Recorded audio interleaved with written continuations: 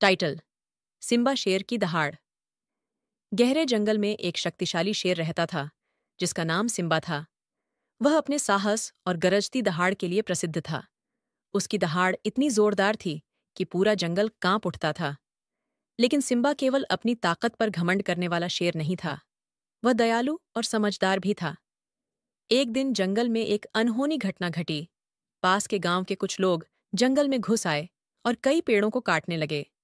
जंगल के जानवर डर गए क्योंकि उनके घर उजड़ने का खतरा था।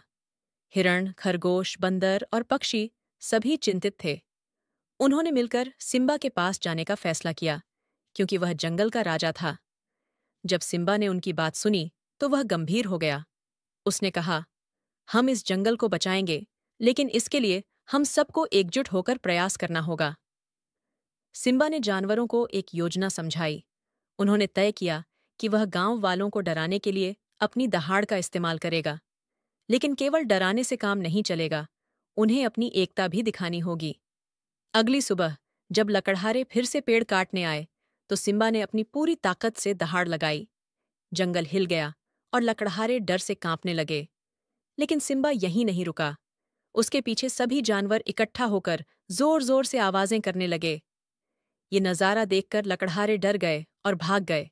सिम्बा ने सभी जानवरों से कहा, सिर्फ ताकत या डर से कुछ नहीं बदलता। असली ताकत हमारी एकता में है।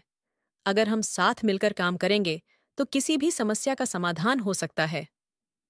उस दिन के बाद जंगल के जानवरों ने एक वादा किया कि वे हमेशा एक दूसरे की मदद करेंगे और अपने घर की रक्षा करेंगे।